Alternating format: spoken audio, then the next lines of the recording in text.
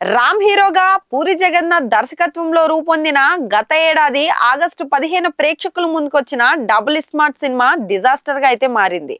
అంతకు ముందు వచ్చిన iSmart Shankar cinema super hit కావడంతో డబుల్ స్మార్ట్ సినిమాపై అంచనాలు అయితే భారీగా పెరిగాయి. అన్ని భారీ అంచనాల మధ్య రూపొందిన సినిమా ప్రేక్షకుల ముందుకొచ్చిన డబుల్ స్మార్ట్ తీవ్రంగా అయితే నిరాశపరిచింది. ఈ సినిమాలో బాలీవుడ్ స్టార్ సంజయ్ దత్ నటించినప్పటికీ కూడా ప్రేక్షకుల నుంచి ఆదరణ అయితే సొంతం చేసుకోలేకపోయింది.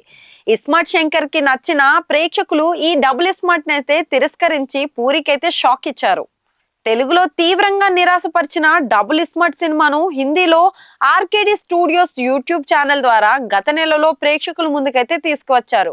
యూట్యూబ్ ద్వారా వచ్చిన 45 రోజుల్లోనే హిందీ డబుల్ స్మార్ట్ మూవీకి ఏకంగా 100 మిలియన్ వ్యూస్ అయితే దక్కాయి. తెలుగు సినిమాలకు నార్త్ లో మంచి డిమాండ్ అయితే ఉంది. గతంలో చాలా తెలుగు సినిమాలు హిందీలో యూట్యూబ్ ద్వారా స్ట్రీమింగ్ అయ్యి మంచి విజయాన్ని అయితే సొంతం చేసుకున్నాయి.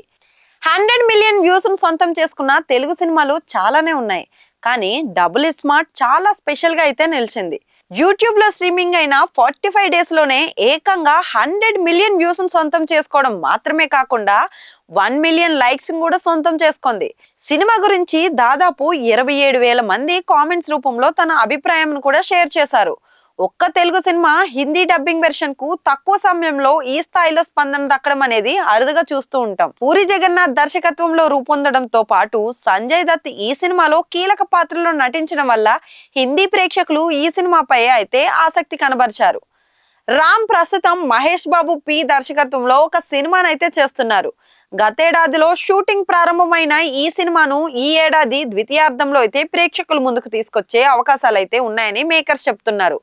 భాగ్యశ్రీ బోర్స్ హీరోయిన్ గా నటిస్తున్న ఈ సినిమాలో రామ్ పక్కింటి కుర్రాడు అన్నట్లుగా సింపుల్ లుక్ తో అయితే కనిపించబోతున్నాడని వార్తలు వస్తున్నాయి. త్వరలోనే ఈ సినిమా టైటిల్ కూడా ప్రకటించే అవకాశాలు ఉన్నాయట. మరి డబుల్ స్మార్ట్ తో హిందీలో ఆకట్టుకున్న రామ్ తన కొత్త సినిమాతోనూ అక్కడ మెప్పిస్తాడో లేదో చూడాలి.